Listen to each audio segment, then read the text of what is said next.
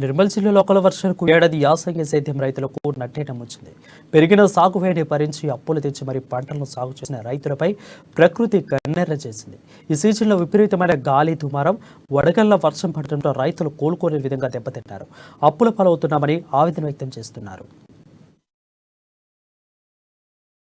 పోతండి మహేష్, లక్ష్మచంద్ర మండలం పుట్టపల్లికి గ్రామము. 10 రోజులుగా వర్షాలు పడుకుంటా, అకాల వర్షాలు పడుకుంటా రైతులు ఇబ్బందులకు గురి చేస్తున్నది. ప్రొద్దున 3 పూటలు ఇక్కడనే కావాలి చేసుకుంటూ ఉన్నాం. ప్రొద్దున నేర్పణ ఓడున్నాయి, సాయంత్రం పూట వర్షాలు పడున్నది. నువ్వు కూడా చేతికొచ్చిన పంటలు వర్షాలు పడి మొత్తం అడ్డు రాలిపోకూడదు. కానీ 17 తేమ శాతం 17 వచ్చార కంటే కొనే పరిస్థితి ఎవరు లేదు.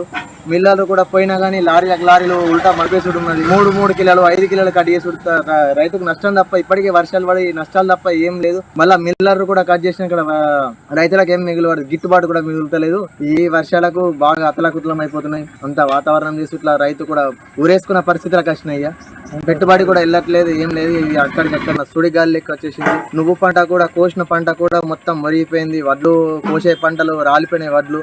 పోతండి మహేష్, లక్ష్మచంద్ర మండలం పుట్టపల్లికి గ్రామము. 10 రోజులుగా